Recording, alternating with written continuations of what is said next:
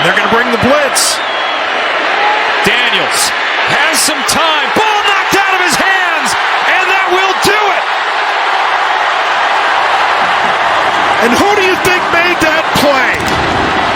Xavier Scott comes in late, knocks it away, and robs Jalen Daniels with the opportunity to go for the Hail Mary ball. Illinois with an early statement, knocking off number 19 Kansas, and they rush the field here in Champaign.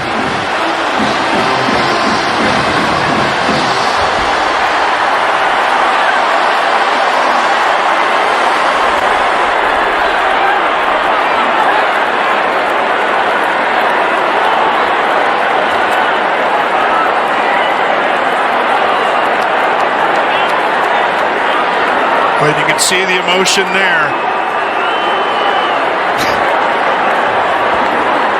Girl dad emotion, I know it myself. Jabari Bates is the tailback. Must have 2-point try for San Jose State to extend the game. Emmett Brown under duress. There goes the ball, and the Cougs are on it to improve to 4-0.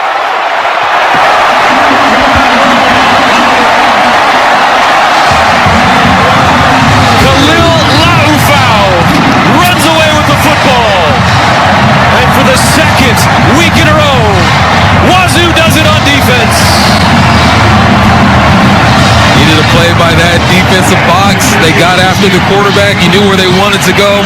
Explosives for like 3 decades. Goodness gracious. The nerves of steel in the family. He diffuses this dangerous Week 4 Friday night. And how about Washington State? 54-52. Needing 7 points to send it to the second OT on 1st and goal. It's Richardson. Ball's out. Ball is out. Ball is out. Recovered. And knocked out of the end zone. So no matter if they break the plane, it's a touchdown. If he fumbles outside, and here's get the initial ruling. Ruling on the field is a fumble. It went outside out of the back of the end zone. The previous plays on the further review. So the initial ruling, which is always vital, is a fumble through the end zone. That's a touchdown. The goalposts are down. The goalposts are down. The students are on the field. This game is not over.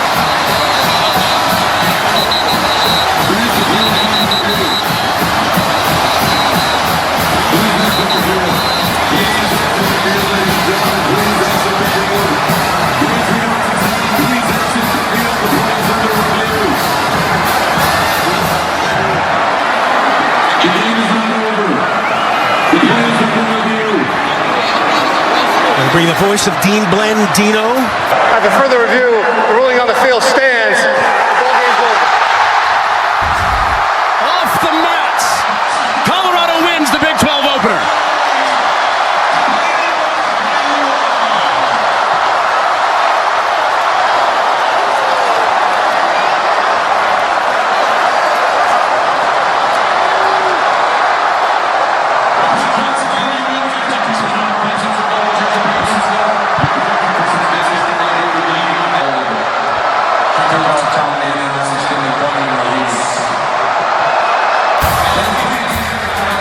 Everybody across the country, across the world, collect your thoughts. Come back with us. Wow. After Colorado on a Hail Mary and then in overtime wins it. Rush 4, they'll bring 4 again this time. Childs eludes the first rush, going to hang it up downfield for Foster in the end zone. It's intercepted! Max Tucker, who almost had one earlier in the game, gets one with 36 seconds left. The 3rd win of the year. There's the snap, and there's the touch of the knee. And that will do it. First meeting between the two schools in almost 17 years is going to go the way of Boston College tonight. Bill O'Brien's team trailed at the break, Tom. Got some early momentum in the 3rd quarter. And a handshake between the two coaches. This is a heck of a football game. Darn good football game. 2 good coaches taking over programs, establishing them the right way. Toughness, physicality. brand of football. You got rain, it's cool out, fall evening. A fantastic matchup tonight. Yep. Students take the field here at Alumni Stadium to celebrate with the Eagles, who go to 3-1. They'll have Western Kentucky here next Saturday. That's our high noon ball game of the triple header for you on ACC Network. Boston College finishes with 292 yards of offense tonight, 152 on the ground, 140 in the air, and Dana is with Bill O'Brien. Coach O'Brien, there's a noticeable spirit in the stands and on the field right now. How did your team capture the emotion of the red bandana game and the story of Wells Crowther to pull out the win tonight? It's a special place. I mean, Boston College is a very special place. Student body is just everything to this place. And so I was just so happy that our guys played so hard to give these students something to cheer for. And I think that's what this place is all about. And God bless the Crowther family and God bless Wells Crowther. That's well said. Your team battled through some adversity tonight. What did you learn about them? We've been in adverse situations since the day we took the job. And these guys have battled through, and I just give these players a lot of credit. We're hard on them. We push them. This is a place that tries to get the most out of you every single day, and these guys did a great job tonight. How would you rate the execution of your quarterback, Tommy Castellanos? He did a good job. I mean, he had some plays I'm sure he wishes he had back, but he's a competitor. Right there at the end, he wanted the ball in his hands. He's a competitive guy. He did a great job. Thanks for the time. Go enjoy the field storm out here. Stay safe. Thank you. Appreciate it. Dana, thanks. Congratulations to Bill O'Brien. To end the game.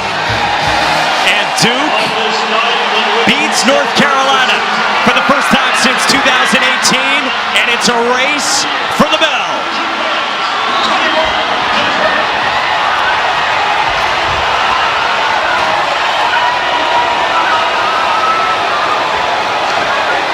They storm the field in Durham after a comeback for the ages in this rivalry.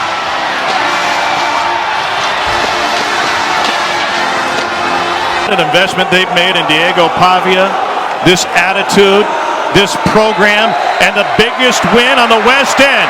Vanderbilt takes down #1 Alabama.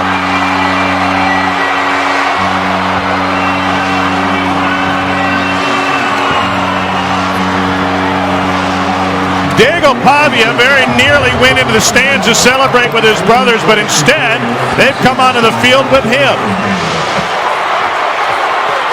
And the rest of the students will do the same. Somewhere in that maelstrom is Alyssa Lang.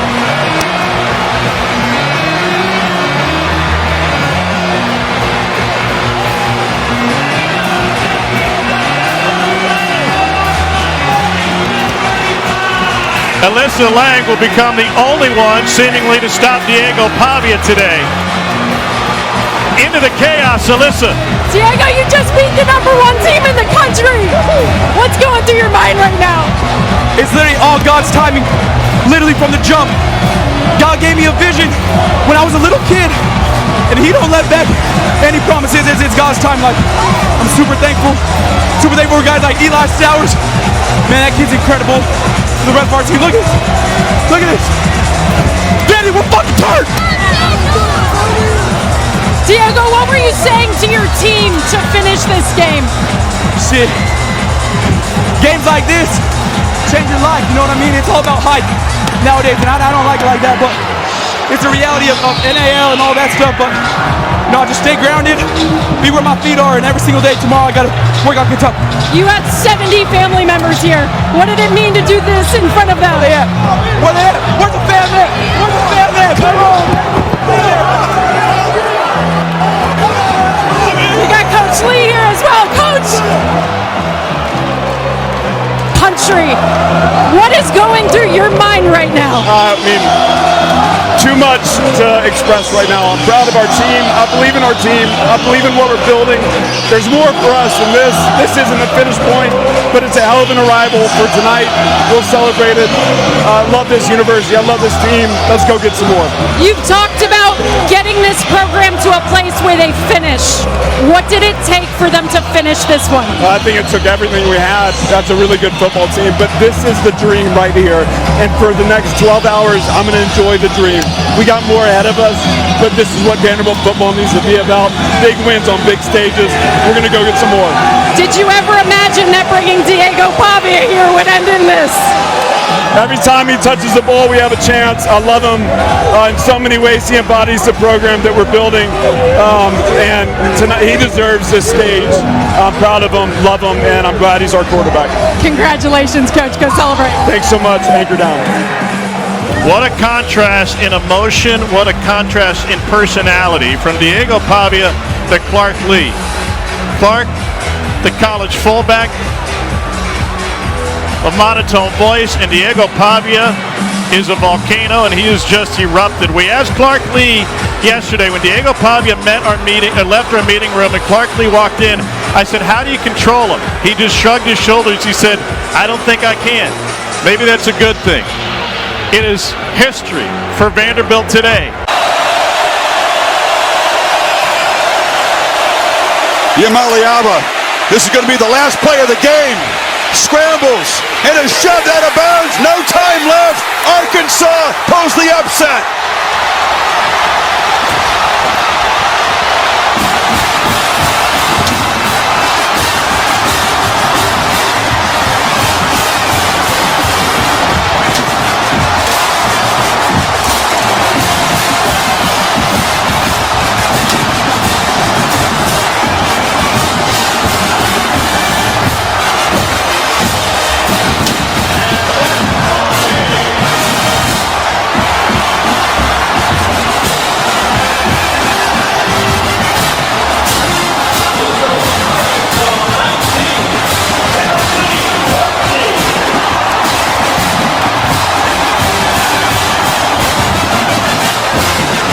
Well, the Hogs are in heaven along with their fans.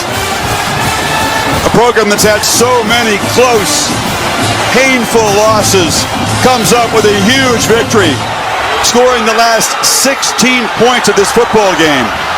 And Tennessee joins Alabama, undefeated, beaten by unranked teams today. Let's go to Holly. Coach Pittman, you've been on the other end of so many close losses. How did your team have the resilience to win this? Well, what a great couple of drives there at the end. The defense ended up keeping us in it, and then at the end won the game for us. I'm so proud for the kids, the coaches, these folks, and I'm glad you come here and see us win one. Your backup quarterback had to come in. What did you see from him to revive that? Wasn't that awesome? I mean, where Malachi, the kids ran around him, he made a good throw or two, did a great job with his legs. Just a big, big win for the University of Arkansas. One of the final plays is made by Danico Slaughter, a Tennessee transfer. What do you say about how your defense held up on a tough last drive? T. Will and the guys had them ready to play. They played hard the entire night. We didn't turn the football over, nor did they. But I said, if we are the same in turnovers as anybody in the team in the country, we can play with them. Tonight we proved it. All right, how many field storms have you been a part of here as the head coach? Well, 2 now, you know. I think the AD's going to be mad, or maybe he won't be. I don't know. Right now, I don't care. Thank you, Coach. Go home. Go home, baby. Oh, Pittman. For now, the goalposts are safe. They're going to slowly lower them. Redemption here in Seattle. Michigan trying to get a playoff. And they won't. Game's over. Washington avenges the loss in the national championship. And here come the fans.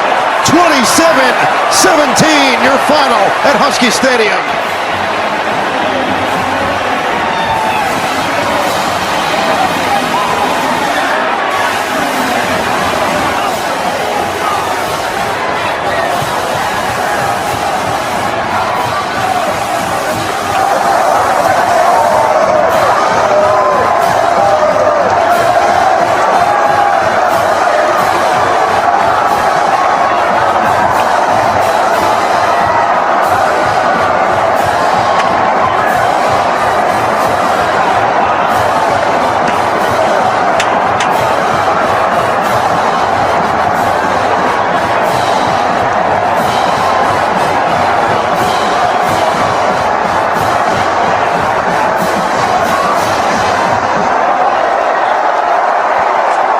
A signature win for Jed Fish, standing by with Catherine Tappan.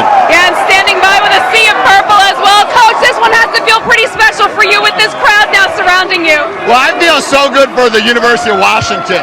I wasn't here at the last game they played against Michigan. But for our team and for last year's team, I hope we had some good redemption. You wanted to see how your team would respond after the penalties last week. How would you grade their play overall tonight? I think we did a great job. We didn't have a lot of self-inflicted wounds, 4 or 5 penalties. Good job. And finally, you describe your quarterback, Will Rogers, as having phenomenal leadership. What more did he show to you tonight? Yeah, I thought Will did great. I thought the whole team played great. Staff did a great job. Really proud of everybody. All right, Coach, I got to get you out of here. Congratulations. Appreciate that. Awesome. You can feel it. Jed Fish, who took over an Arizona program that literally did not win a game the season before. They won 1 game in his first season, eventually got to a 10-win season last year, and he just believes so much in his players. That includes his transfer quarterback, Will Rogers, with KT. Yeah, Will, congratulations. I don't know how long we're going to be able to keep you here, but what is your biggest takeaway from this victory and this crowd support? Man, I'm just so blessed just to be here. I mean, I'm a small kid, a kid just from a small town in Mississippi. So I'm just blessed to be here. I'm thankful for my teammates, but, all glory to God, man. I can't describe what he's done in my life. So, all glory to God. You talked about this week about wanting to improve your red zone accuracy. You did that tonight. What specifically was working so well for you guys? I mean, honestly, there's just the way we practiced all week. From Tuesday to Wednesday to Thursday, we really locked in. Had a great week of practice, and it showed off tonight. And finally, Will, I've got to ask you about the reverse call on the touchdown to Jonah Coleman. How did you keep your composure to come right back out and deliver again? Yeah, I mean, there was a lot of things that didn't go our way in the second half. But, for us just to keep our composure. Timeouts for the Trojans. Moss to the end zone. Intercepted. Coy Parrish. And the Gophers beat USC 9 seconds away from doing that for the first time since 1955. And now he's 9 seconds away from this. Now Minnesota believed. They believed they could beat number 11 USC. And they just did. What a party here in Minneapolis.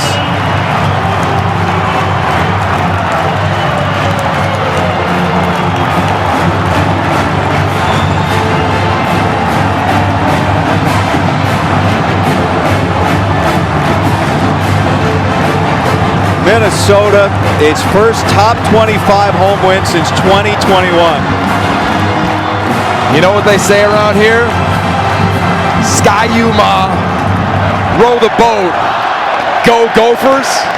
I got a feeling we're going to be hearing that a lot tonight. Let's go down into the madness. Rhett Lewis with PJ Fleck. What a moment! These fans, how do you describe the effort it took to get this done tonight? One, best fans in the country. Sell out 2 times in a row. They kept in it the whole game, stayed with us. I told you, we're the best 2 and 3 team in the country. I'm telling you, our team has resolved through so much and been resilient. I couldn't be more proud of it. How does your trust in this team describe the decision you made to go for the touchdown on 4th and 1 with Max Brosmer? It wasn't very hard. Put it in the hands of the players, and usually you're never disappointed.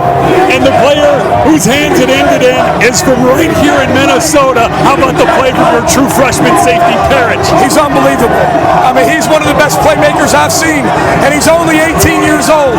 He's only gotten better and better. His whole team trusts him. He's already been voted a captain as a freshman. He is a football player. How does this seem?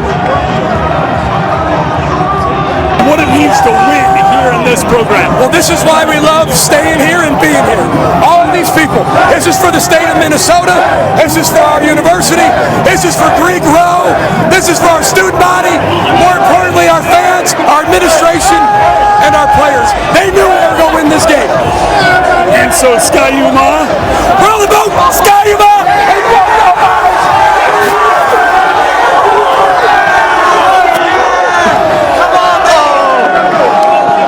Unbelievable. College football. just take an image. Take a picture, put it up on your wall, and for those dancing and celebrating into the night on Greek Row, wherever you may be in this state, don't miss a moment, man. Because this sport can offer up some brilliant ones, guy. A night to be remembered in the new Big Ten. PJ Fleck put a list of 2 and 3 teams in the last 3 years that went on to win 9 games. He put it in front of his team and he said, we are a good football team.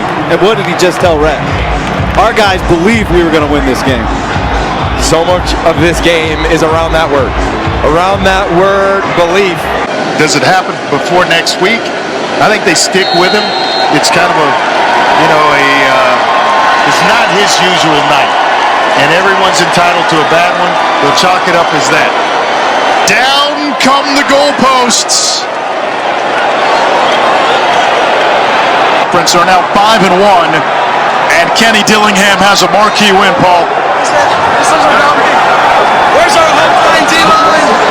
Coach Cam Scatterboot. Wow, you see him every single day. What makes him different? His mindset. He's got a dog mentality. This team fights, and they fight, and they fight. That's who you need to talk to right now, not me. Yeah, good luck finding him, though. Coach, what impressed you the most? What impressed you the most about your defense tonight? We stopped the run on in the first half, and we had great red zone. We fought, man. We competed. That's what football's about, competing. This team beat you 55-3 last year. Ultimately, in a calendar year, what's the difference? Our work, man. We put in the work. Our kids care. We have kids that care, that do it for each other, and they... You grew up in this town. You're an alum. When you look around and you see this moment, what's it like for you? It's kind of crazy. I was one of these guys. I was doing this. See the motion man.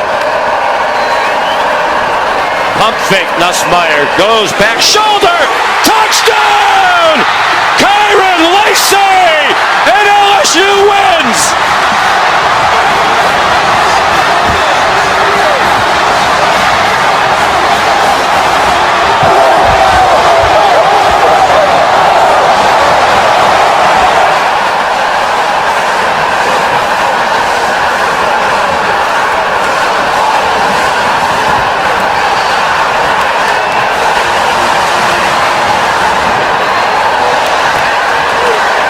A shake of the head from Lane Kiffin, realizing what a football game this was. What a win for LSU. Their first lead of the night comes on their first play of overtime. Kyron Lacey, the winning touchdown, his 5th catch of the night. Here's Molly with Brian Kelly, who's still undefeated at night at Tiger Stadium. Coach, you told us this game was going to come down to your skilled players making plays, and you were right. How much confidence did you have before that game-winning play? Well, Nussmeier is just, he's such a competitor. He got it to Kyron Lacey, who's been, big for us. And we needed to make a play down here. We've been down here all night and kicking field goals, and as I told you, coming in at halftime, or coming out on the third quarter, you got to score touchdowns. And they got the field goal, we got the touchdown. Great game. Both teams played great tonight, and we made the big play when we needed to. Coach, at the end of regulation, you decided to kick a field goal instead of go for 2 to win it. What does that say about the confidence that you have? Well, an extra point, not a field goal. What does that say about the confidence you have? I just felt like we had been behind all game, and the kids worked so hard to come back in this game. I didn't want to take that away from them. I wanted to go with the high percentage here, kick it, go into overtime, and celebrate like this. That middle of the field. A lot of room down here at the bottom for Jeremiah Smith. 3rd and 20. Howard, a lot of time coming off. Howard's going to run for it. Time runs out, and that'll do it. Oh, my goodness. Welcome to the Big Ten, Oregon. They storm the field at Autzen, and the Ducks win this bout 32-31.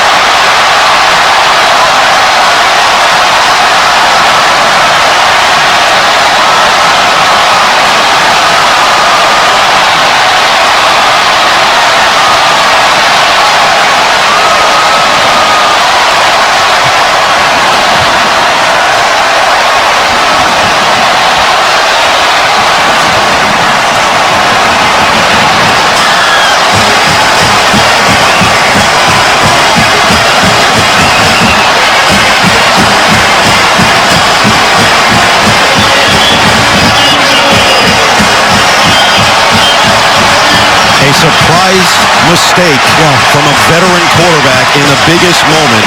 Slides down as time expires, and Oregon with a massive win early in this season. Yeah, I mean, I think he knew that he had to get down and get a timeout call. He just tried to get a couple extra yards, and he ran out of time. And 2 plays in this last drive, Will Howard not on top of things with the clock, and it came back to hurt him.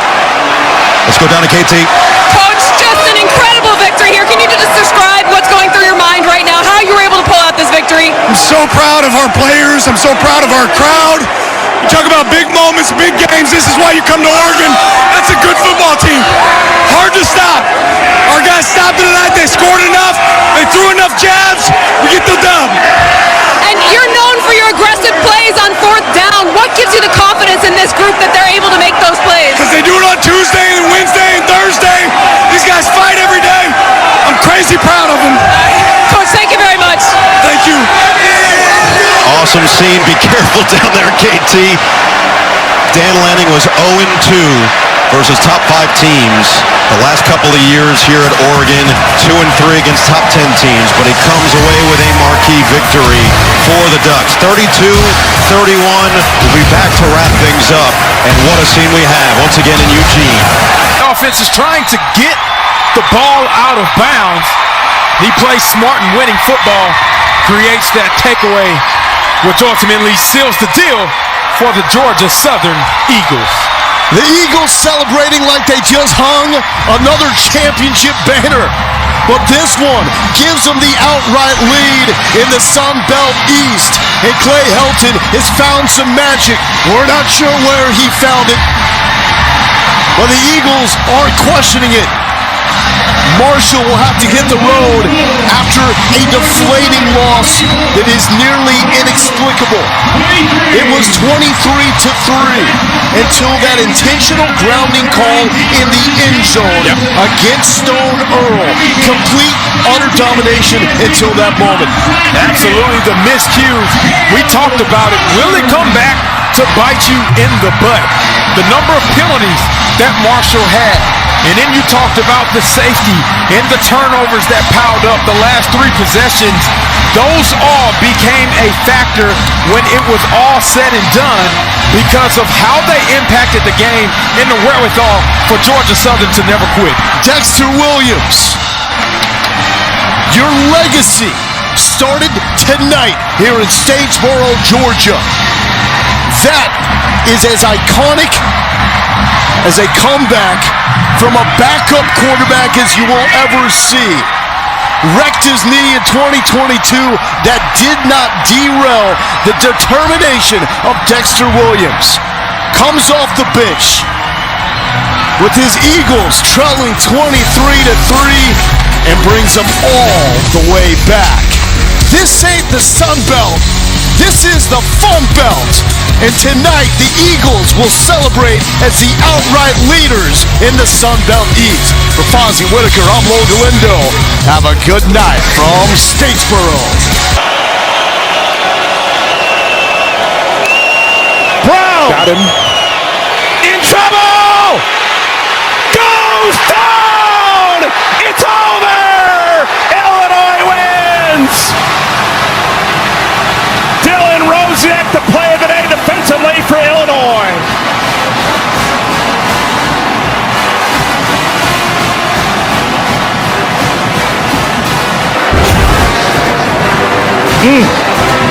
So for the first time in a long time, after 4 consecutive defeats, Illinois takes down Purdue and they win the Cannon Trophy. Wow, what a ball game. 50-49 is the final score. Illinois wins. Sure hope you enjoyed it as much as we did, folks. My partner, Spencer Tillman. I'm Eric Collins. Now let's send it to Washington State and Fresno State.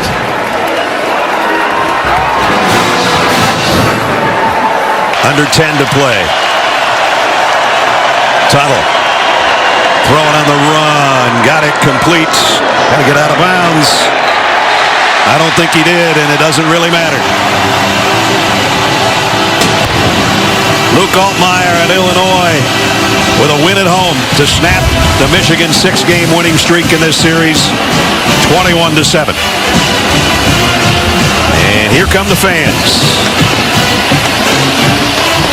How about this building job for Brett Bielema?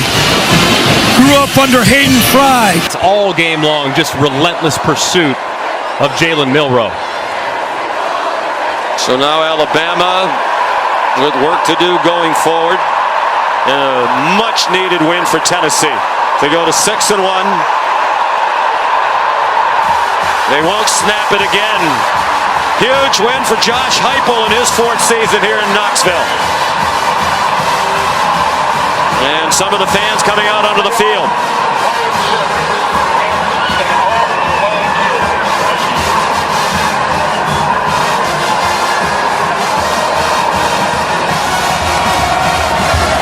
First time that Alabama has had more than one loss entering November since 2007, which was Nick Saban's first season as head coach of the Crimson Tide.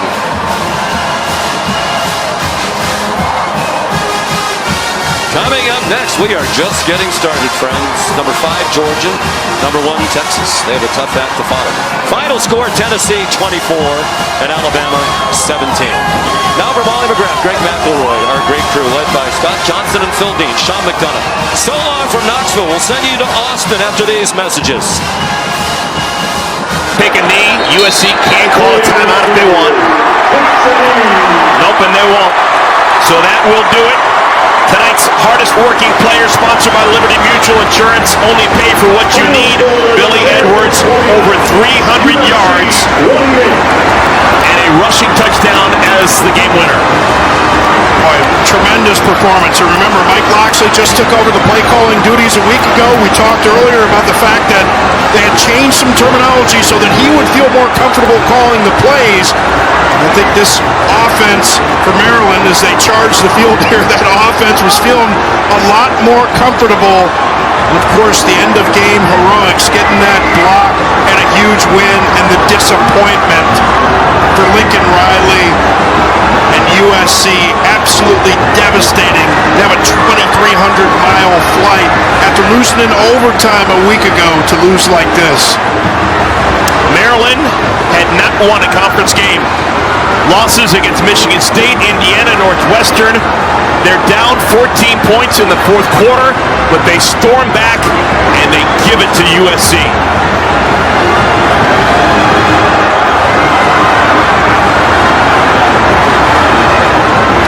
What a Saturday night here in College Park.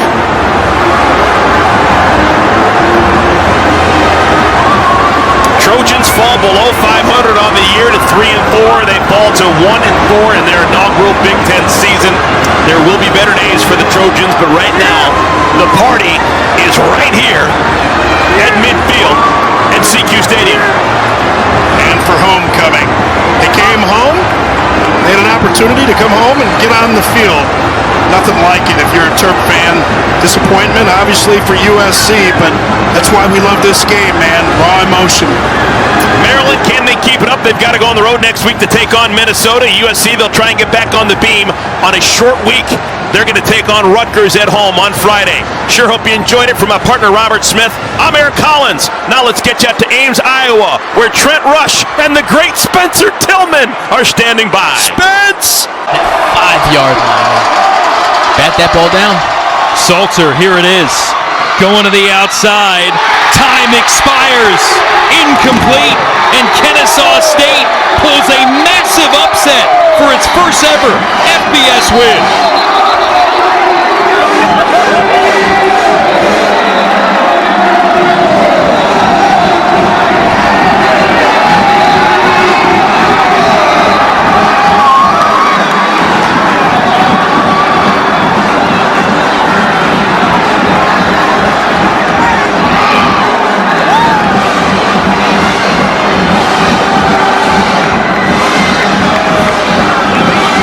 Jamie Chadwell is saying there should be a second left. But I don't know. Oh boy. How they're going to get things cleared off here. officials still mulling about it. Looked like time had expired as this goes out of bounds. Let's see. Is there a second left when it hit a player on the sideline? There is. I mean, you got players dancing, and there is a scenario where this game actually isn't over. Well, this is going to take some time because they've got to clear the field and then put a second on the board.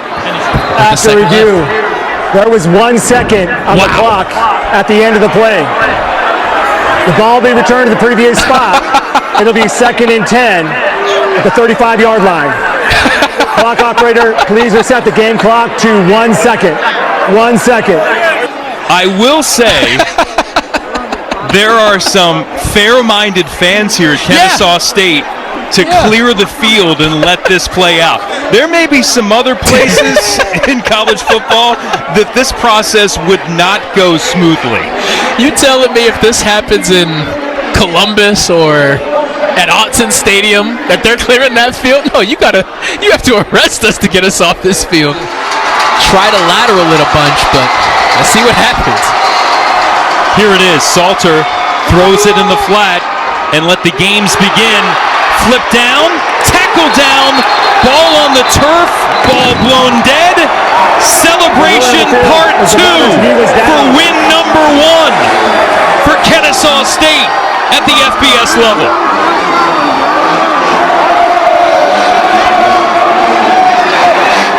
Jason, you know what's better than rushing the field once? You get to rush the field twice in the same night. How about that?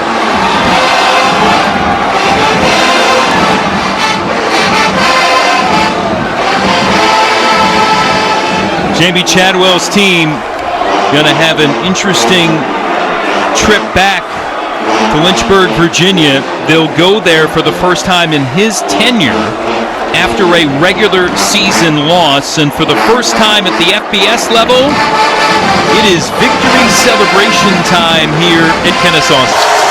At the back line, final play, Kansas State. Johnson loads up, fires, end zone, out of the back of the end zone. Houston upsets Kansas State.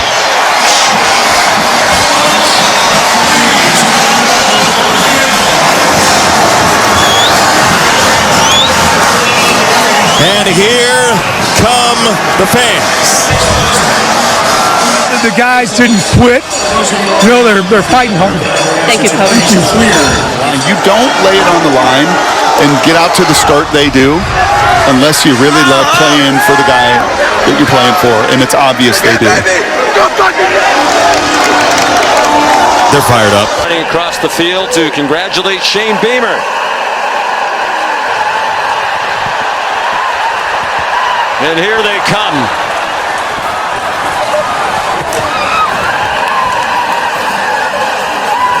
From everywhere.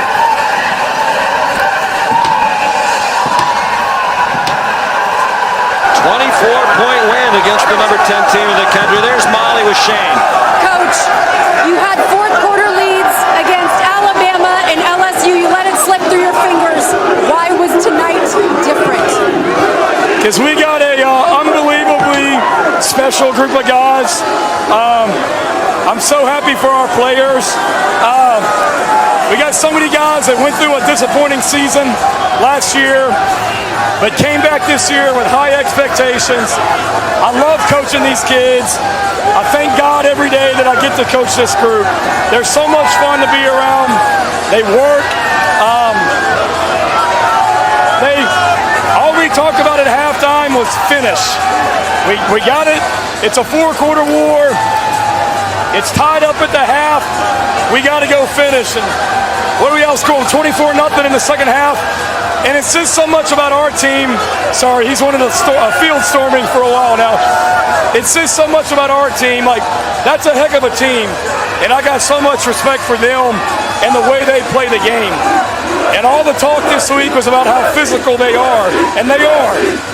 We're pretty damn physical too. And we showed that tonight. To run the ball like we did. I mean, just, there's no better environment in college football. I mean, look at this. So many explosive plays for your offense. How are they able to to find so much success against what everyone called such a physical A&M defensive front? Yeah, just work.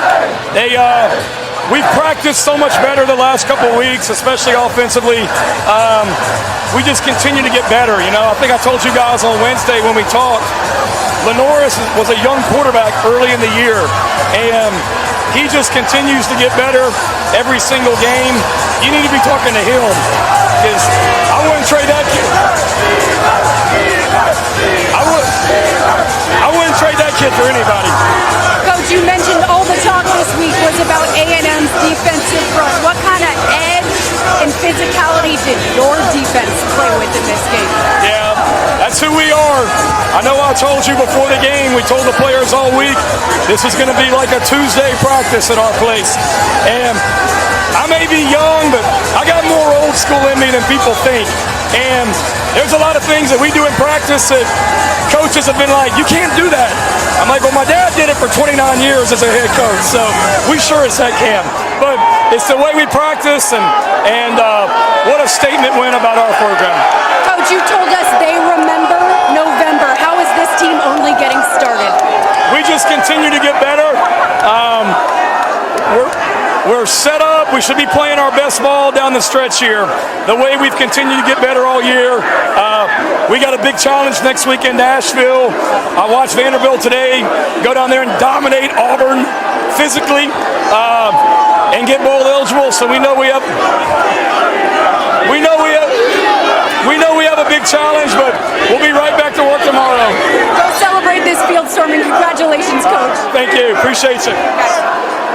Big night for Lenoris Sellers. He's definitely much improved. He rushed for 106. The first Gamecock quarterback to rush for 100 in a conference game since 2002 when Corey Jenkins went for 101 on the ground. September of 2002 in a loss, 13-7 to number 9, Georgia. Kick on the way for Hankins, and it is good!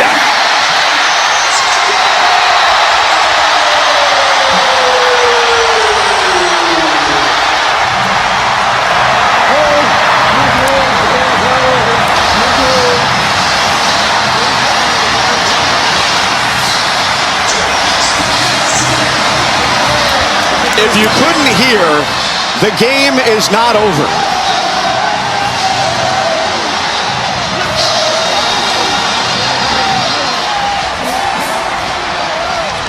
All right, ball game, Baylor.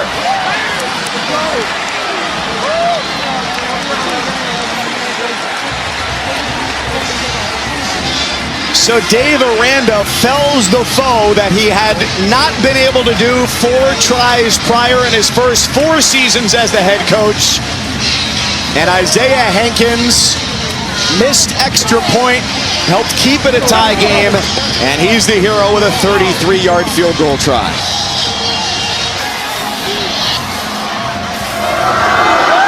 Somewhere in that mass of humanity, Stormy Bonantoni. How would you describe that moment just there? Again? How would you describe this moment? Man, this is surreal. I mean, this is awesome. I mean, I don't know. My team got me in the right position to make the field goal, and we did, so pretty happy about it. After the miss or extra point earlier in this game, how did you have to re-dial in for a moment like that? That was honestly hard to dial in because we don't miss PATs. You know, that's routine kicks, so it's hard to dial in. But I'm glad we could get it going. Was there any newborn added luck in that one? I'm sorry, say that again. Any added luck from the newborn in that one? Absolutely, absolutely. That one was for my son. Absolutely.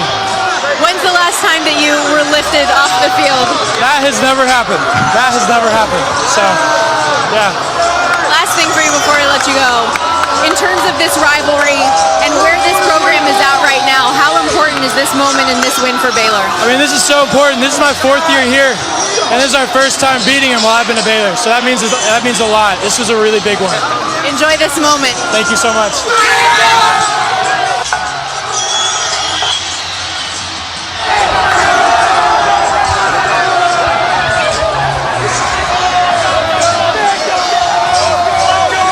you get out of here with a win, you're feeling good about that long layoff you have now before the next game. That's a huge win for this program, as we say, and here come the students to come join in and celebrate with their team in this huge rivalry win. It's a little bit of a drop. Let's hope we keep everybody healthy getting down here. But you know what? They came out of the Sports Center early today, Matt. They've been here supporting this team.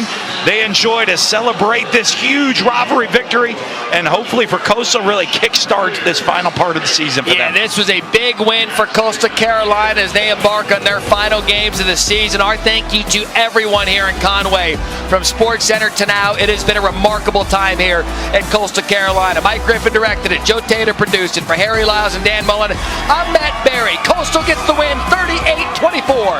Now to Sports Center with Scott Van Pelt. This loss, the Canes still have a very high probability pathway to the ACC championship game and could very easily be a college football playoff team.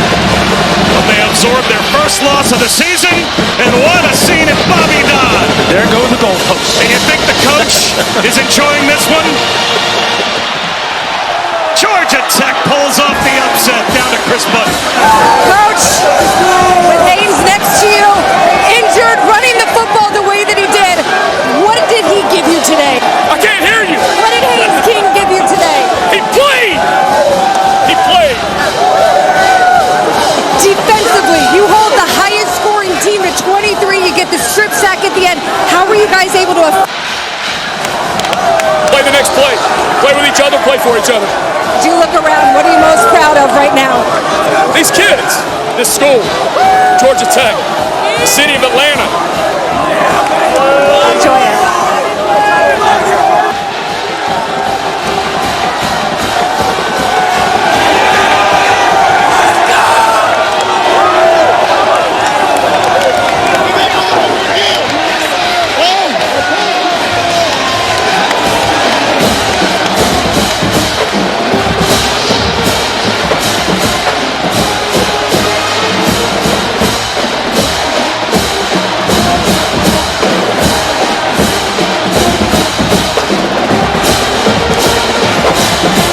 McConkey was going to be open. He doesn't have that same belief and trust in these other guys. They have a lot of good players, but they don't have those kind of guys that you can depend on in those situations. And that'll be something to watch because the expectation of Georgia is to be in the mix for a national championship. And right now, the way this team is playing, they're storming the field. The game's not over. The referee, Jeff Heeser, telling the fans to get off.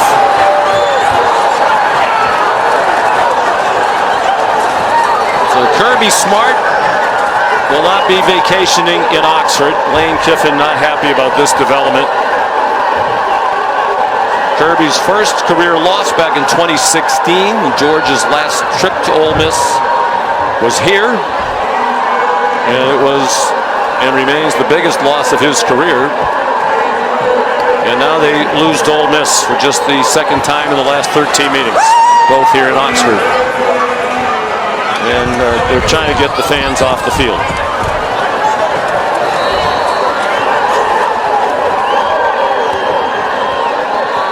And Mike Swanson, our statistician, makes a great point. You can't forget what Austin Simmons did in this game. Yes. It was Georgia with a takeaway and interception on the first possession for Ole Miss. Georgia scored a touchdown on a very short field. Dart had to leave after the interception with what looked to be a pretty significant ankle injury. Austin Simmons came in, went 5 out of 6, and led them on a touchdown drive. Yeah, just and their only touchdown drive in the first half. So Austin Simmons, he'll get a game ball tonight. Now, Jackson Dart and the defense will be the story, but you're 100% right, Sean, and the importance of your backup being ready at a moment's notice, and Austin Simmons delivered when they absolutely had to have it. And likely the quarterback of the future after a record-setting career here by Jackson Dart that's not over. But boy, he came in with everything going against Ole Miss to start the game, and he was as cool as one could be.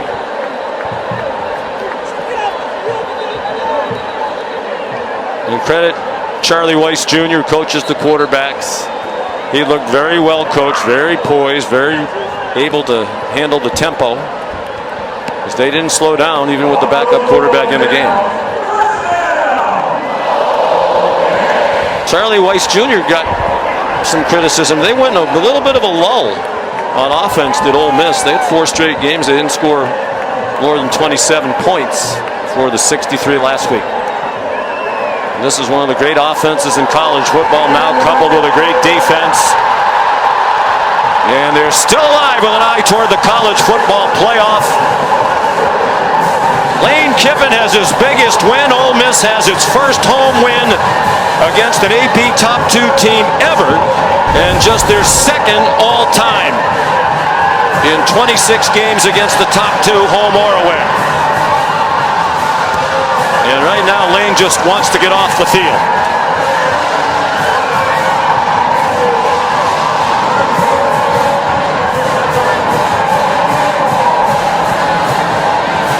And Greg, they have a lot more work to do, both of these teams now, to get in the playoff. But if Ole Miss gets in, there's the old, that's the team nobody wants to play. There's Molly McGrath with Lane Kiffin. Coach, I finally caught you. The fans with a little premature rushing of the field, but the highest ranked home win in school history. They have a lot to be excited about. What did it take to get this win? Proud for our players, our fans. You know, they put a lot into this season. We screwed up 2 games, so really pleased the way they played today. A really clean game against the best team in the country that hadn't lost for 51 games except Alabama. So just really happy for our fans, and thank God for our players and the way they came back from adversity this year. You told us Georgia is the best team in the country. You forced 3 consecutive turnovers to end the game. How did your defense control this one all day? Yeah, I mean, one year ago we lost to these guys by like 30, and we made a decision. We got to go recruit differently. We got to coach differently. We planned for this game for a year. We game planned all offseason schematically against their defense and offense, and it paid off today. Yeah, you mentioned that 35-point loss to Georgia last season. It opened your eyes to what it would take to contend in the SEC. How is this team now built to go far? I didn't hear that. How is this team built to contend in the SEC? I don't know. We got a couple games left, and we go into a bye. This is a really good win. Again, I'm just happy for our family, or for our university, our players. You know, that's a lot of work to beat those guys like that. A lot of guys did things right, so we still got a long ways to go.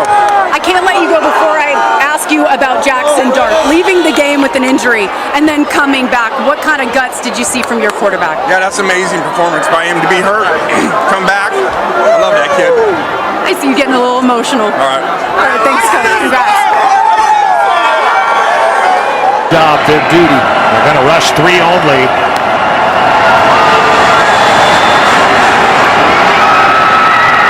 And the tier going to launch it into the end zone. And that is it. The Lobos do the impossible and knock off number 18 Washington State. Their first win over a ranked team in more than 2 decades. November, they outscored Wazoo 24-7 in the second half and overcame a 14-point deficit. Wow. Hopes are still very much alive. Going to Hawaii next week. 1 more win, and they're bowl eligible. For the OP, Petros Papadakis, I'm Dan Helly. Thanks so much for watching, everybody. Instead, Levitt going to back up and just throw it deep. Clock's at 2, at 1, it lands at 0, and the game's over. What a win for Arizona State. So they're going to look at this to make sure that the clock is at 000. They're going to review it to double check, because if not, BYU would have 1 play. So they're going to have to clear the field here to make sure the clock did hit 0 when that ball went out of bounds.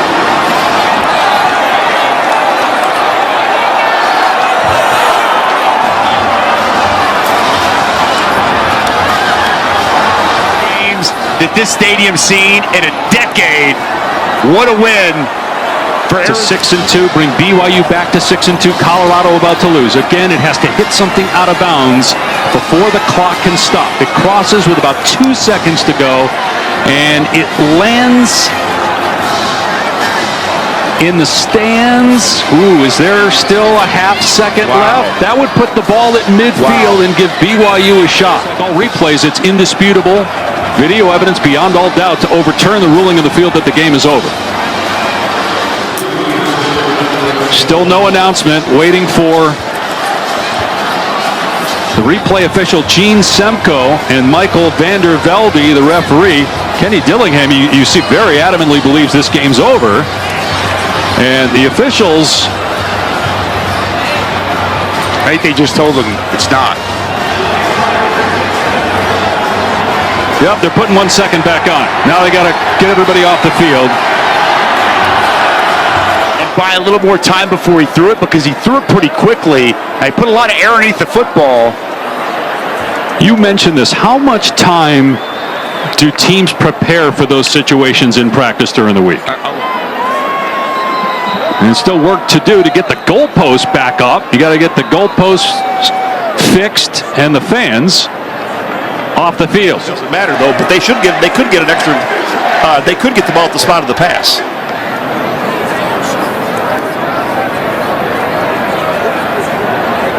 You would imagine they'll send guys deep into the end zone, and sometimes they'll take a couple receivers and have them run a little bit more shallow, get the players on the field for this last play. You've got Keanu Hills at 6'4", near side into the boundary. To the field, Chase Roberts, 6'4".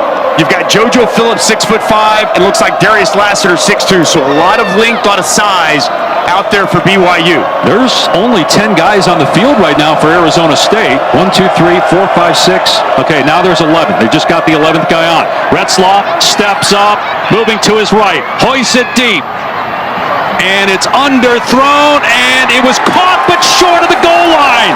It was caught by Chase Roberts, but it doesn't matter. The game is over, and now they can celebrate. Arizona State with the win.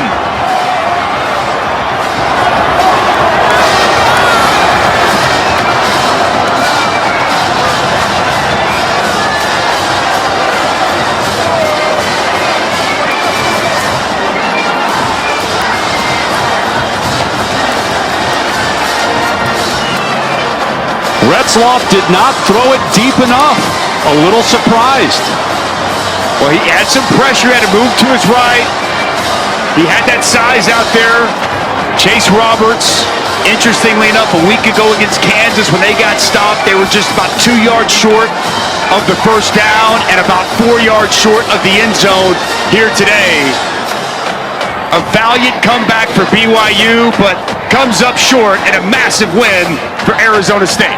And a four-way tie atop the Big 12 standings. 4 teams with 2 losses: BYU, Colorado, Arizona State, and Iowa State. And the Cyclones play tonight at Utah. And it's been all Cal since. Another knee. And that should do it. Cal wins the 127th big game. 4 in a row for the Golden Bears. Fans are rushing this field. It's a big jump from the stands to getting down on that turf. But such a beautiful finish. And an amazing field. Big time players show up in big time moments. Great job by Fernando Mendoza today. Great job by Cal. And he's with Morgan. Fernando, this team was down 21-10 at the start of the fourth quarter. What did it take to come back? Hey, first of all, I want to give all the glory to God. That was an amazing comeback. It's a testament how tough we are as a team. I love my boys. It's amazing. I'm so proud of everybody's team. We're 6-6. We're bold bound, and we retain the axe. Go Bears forever. Let's go. You are so emotional right now, Fernando, in this moment. What's bringing out these emotions for you? We worked so hard. We worked so hard for this. I apologize for getting emotional, but it's so hard. As an offense, we've done everything that we possibly could have throughout the summer to being down, having a close game. This has to be the most special moment in my life today. Look around at these fans in this moment. What will you remember most from win this victory today? I remember going 98 yards with my boys. 98 yards at that moment. We told them, this is why we did the camping trip. This is why we did every Saturday walkthrough. This is why we stayed late until 9 p.m. watching film together. And so that meant so much to me to go 98 yards against a defense that's been playing great. And we ended up scoring in the clutch. Fernando, you told us yesterday you just want to hold that axe. So go hold that axe and enjoy this. Thank you. Go Bears. Let's go. Thank you, Morgan. He is going to hold the axe. He's going to become a legend of the big game. A 98-yard drive by Fernando Mendoza and the Cal Golden Bears. With rivalries, anything could happen. And you look at just how emotional Mendoza is. And he talks about that 98 yards. And we talked about it as they got the ball. It's a great storybook finish for this Cal football team today in a big-time rivalry. And now they get the bragging rights for the next year. They do, 4 in a row. Hand off. And Dupree picks up 8. Wisconsin battled. They did some good things on offense today, but at the end of the day, it's all Nebraska. The Freedom Trophy will stay in Lincoln, and the Cornhuskers are going bowling.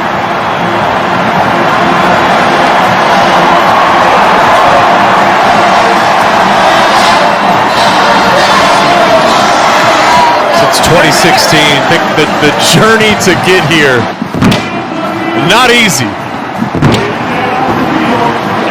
Long and filled with a number of challenges.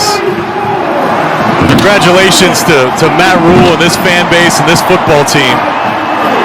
It's going to be a fun one tonight. As we talked about it, Jake, it's not just the fact they're going to a bowl. It's the practices this program is going to get. And the fans deserving to pour out onto this field. Brooke Fletcher's got Matt Rule. If you can hear us, take it away, Brooke. Coach told me he's eager to go celebrate with the fans here. Coach, first bowl appearance for Nebraska since 2016. What does this win mean to you? Well, it means a lot to these seniors. I want to go hug those guys. You know, they haven't had this moment, so really proud of them. Happy for them.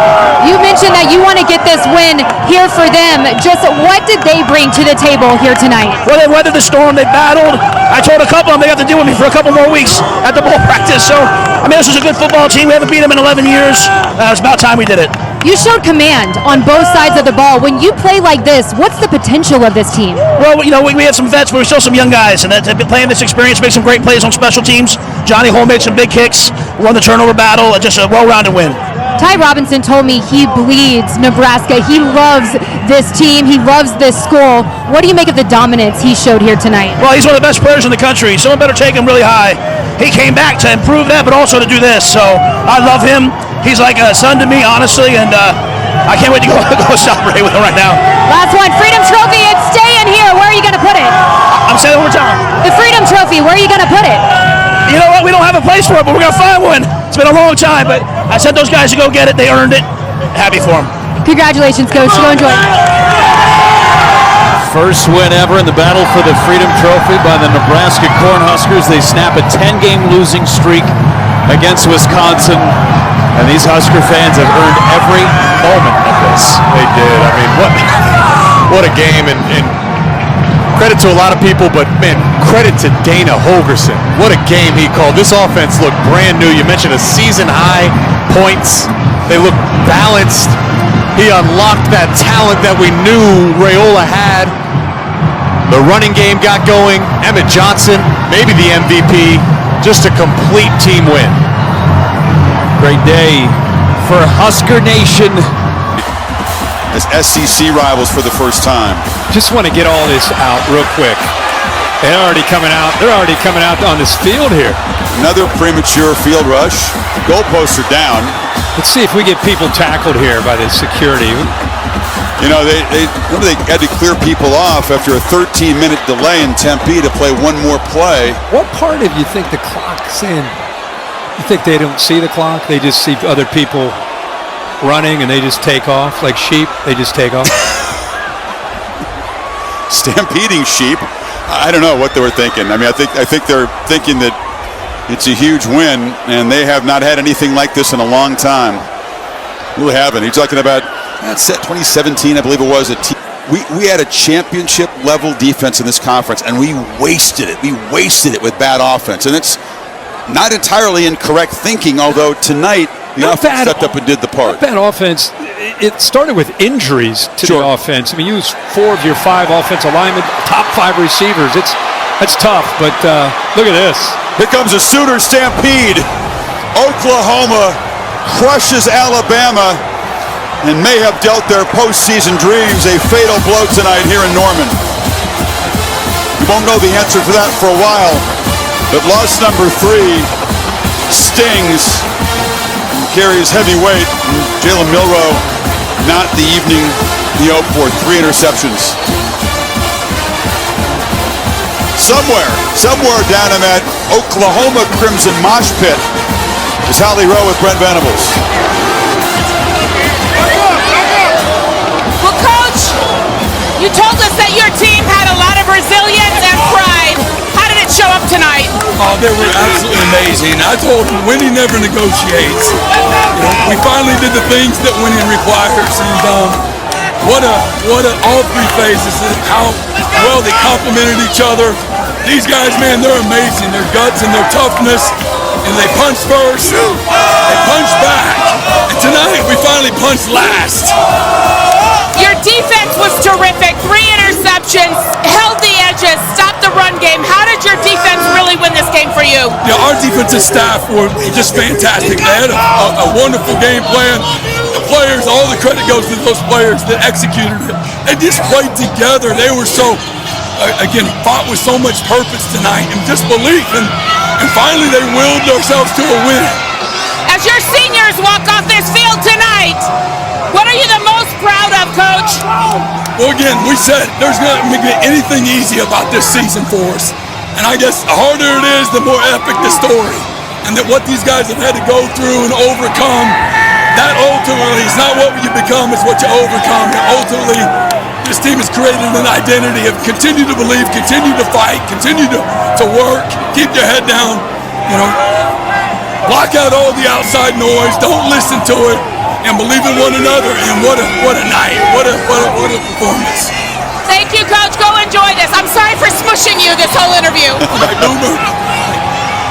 He said something interesting, embracing and using the suffering. And there's been a lot of that this season. This is their 2nd conference win, their first FBS win since September. Couldn't get any sweeter than this. Amazing. Can the Aggies answer? Down 43-41.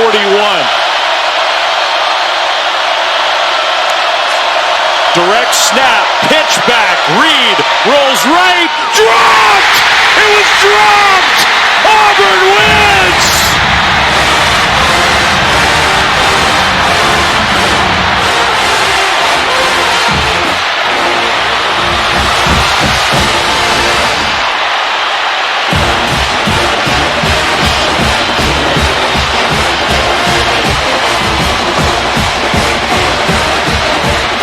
A day of chaos in the SEC around college football. And no different here at Jordan-Hare. What a game and what a win for Auburn. In 4 overtimes, 43-41. And I think Daniels had the ball in his hands. It was right there. Your heart breaks for Amari Daniels. Such a good player, had a great game.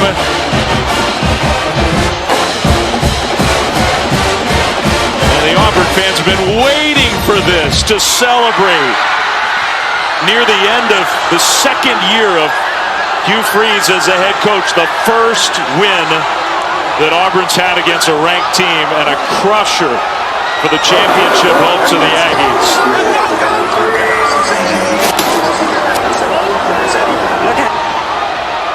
All right, let's see if we can get it down to Chris, who's in the middle of the chaos. Chris? Coach, first off, how's the heartbeat right now? Oh, I'm just so happy for our fans and our kids. our kids have fought all year, and we've been in so many close ones, and they just hadn't gone our way. And man, just for one to finally go our way is pretty sweet against a really good football team. You got up 21 points. They took the lead with 4 minutes left. How did you get this team to believe we can instead of all those moments that happened this year? Well, they haven't quit all year. I mean, we're young and we're getting better each week, and we made it harder maybe than it could have been, but you got to give them credit too. They didn't fold, and their quarterback played outstanding to get them back in it. So just so happy for our people, our fans, our administration, especially our kids. On senior night, it was your seniors that got it done. Lambert, Smith, Jarquez Hunter, Peyton Thorne. What did they give you tonight? How about, man, to send Peyton and Luke Deal and Jarquez, those seniors, to send them out of Jordan Hare with this kind of feeling and atmosphere is pretty special. Congratulations, Coach. Enjoy it. Thank you so much, Christy. Thank you. Yeah, you can hear the emotion in Hugh Freeze's voice. He's a beleaguered head coach with all the things that have gone wrong this year. They needed that one. Look at the celebration. Wow. I mean, it's the perfect play call. Marcel Reed, he's just rolling out, tries to throw it as soft and as catchable as possible. Yeah. It's just right in his hands. And you can just see the heartbreak. Sometimes in those types of situations, you just try too hard, you tense up, try to make it too perfect. And Amari Daniels, as hard as he has played tonight, as well as he has run the football, all season long, for it to end like that, this game to end like that is just crushing. This game deserved a different ending than that. It sure did. I mean, you just hate to see a player have it right there, and then they just not able to come through. But for Auburn, wow. I mean, just look at this scene out here on the field. I mean, look at that.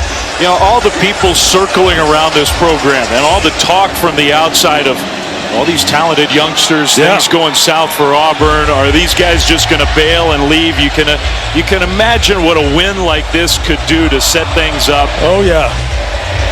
To instill some belief in what's going on here. And they got the Iron Bowl to play in Tuscaloosa next week. Alabama reeling off an incredible loss in Norman tonight. But for tonight, there aren't many times where fans here say, oh, forget about the Iron Bowl. We're not thinking about that one.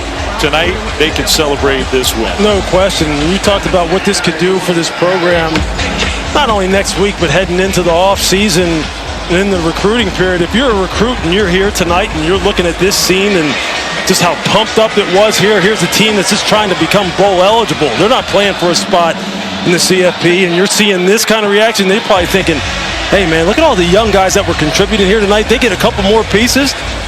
This kind of celebration could be because we won a national title or we've done something huge, So there's just so many other benefits to winning a game like this in the manner in which they did. Yeah, I texted you that, by the way. We were on a conversation. I said, you know what? This game will not be about the X's and O's at the line of scrimmage.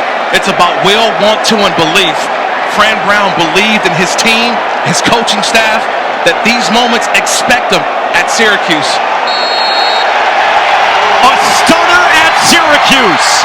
The Orange come from 21 down and take down Miami.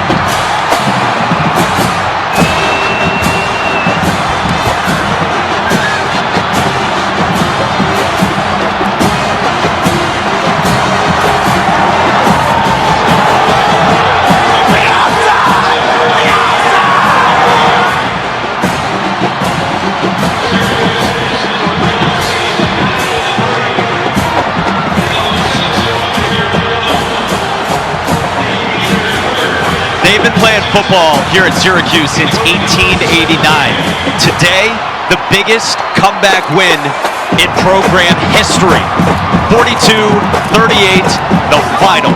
For Kirk Morrison, Don Davenport, and our entire crew, led by producer Caitlin Urca, director Ashley Ward, Mike Monaco sending you to Oklahoma LSU.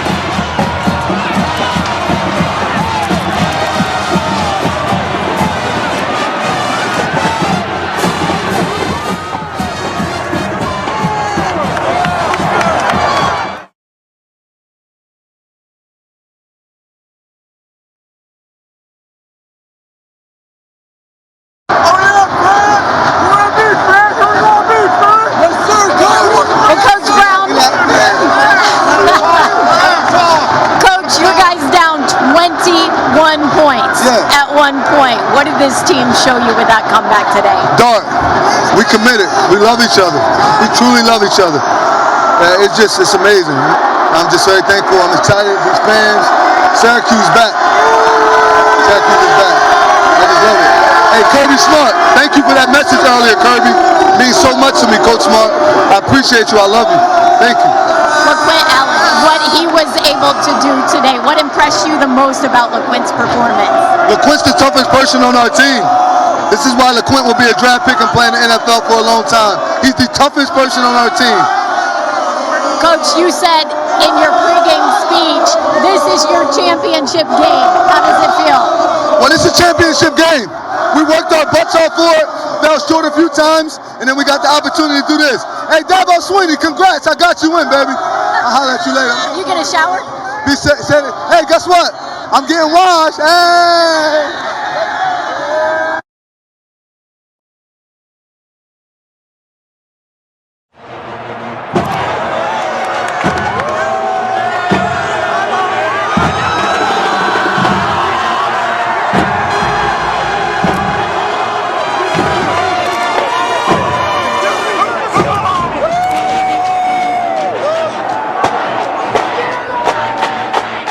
Multiple guys at every position.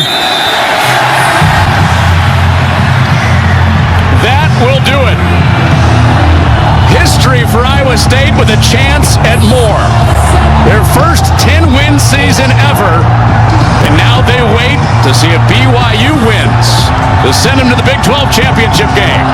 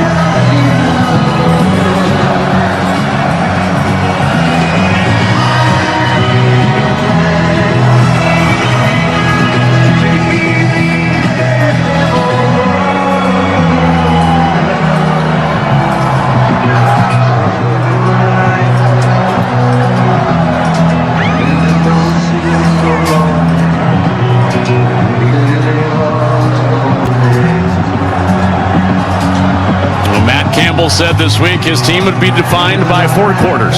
An unwavering team that was counted out after a 2-game losing streak after their 7-0 start. They rebound, win out to close the year, and now it turns into a late night for Cyclone fans awaiting the BYU score. Yeah, you can see the mutual respect between these two programs, the two head coaches. Again, the best of college football is what these guys stand for. Tough, tough, tough. You knew it would take every second to end it. All of those 4 quarters, it took every one. And it wasn't perfect. It never is. Never is. There was the loss to Texas Tech, the loss to Kansas that had this fan base disappointed that they didn't run the table like they thought they could. Day tomorrow and Sunday when it's selection time. What a great year it's been with the expansion of the playoff. More games have mattered, more teams have been relevant, and we're just getting started. Home playoff games coming, and what a championship victory here today at West Point for this Army football team. Really puts an exclamation point on one of the best seasons in program history.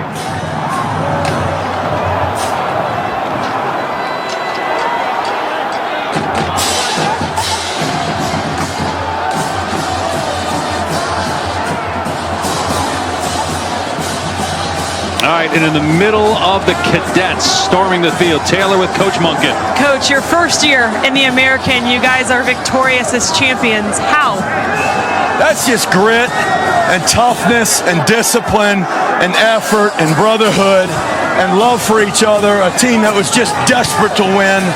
And I've been a part of a lot of games in my career, but there's not many times I've been as proud of a team as I am with this one tonight. They played a great football game. What makes you so proud? Just these guys. I mean, they're unbelievable. The toughness that they have, what they go through on a daily basis, what they have to overcome just to play this game every day. It's just awesome. They're well led. These seniors, our captains, just did a tremendous job this year. And now we got the biggest game of the year coming up next week.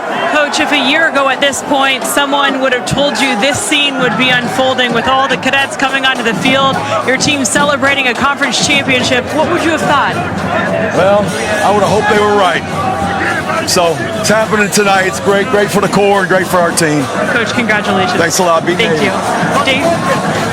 And you heard at the end, Coach Monken say beat Navy, they'll get a chance next week. And if they do, that would be win number 12. What a year for Monken and the Knights. That's the part that, I said cap off one of the best seasons in program history.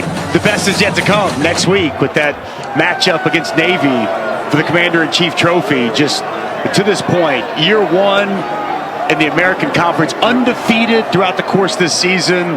Just been awesome. I just love to hear Coach Monken talk about his team, talk about the toughness, talk about the grit, what these guys go through. And when they get the opportunity to come up here, as they call it, the way they leave it all out on the field, it's commendable and awesome to watch. Years to have their chance to sit at the big boy table.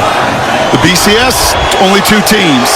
The 14 playoff, really hard for group of 5. 12 team, they get a seat at the table. And look out.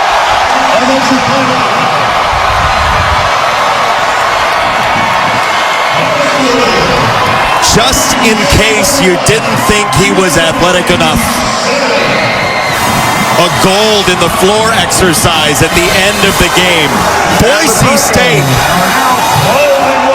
Mountain West champions, and on the way to the college football playoff.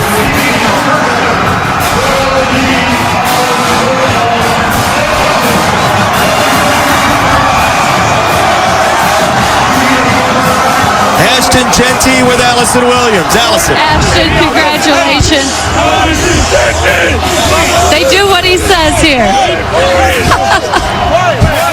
You gave him a lot to cheer for, though, tonight. Congratulations, a Mountain West championship.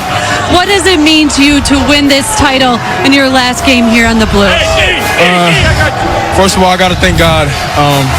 The way he's been moving through this team and blessing us. God's favor is over us. But this means everything. This is everything we work for.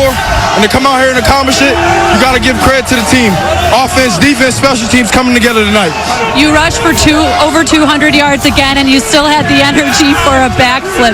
How are you able to deliver week in and week out?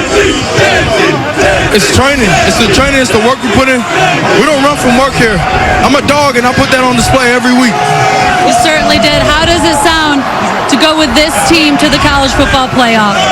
It's amazing. It's a dream come true. I love this team. I love the way we came together. The connection and the love we have is stronger than anything. Ashton, thank you so much. Congratulations. Thank you so much.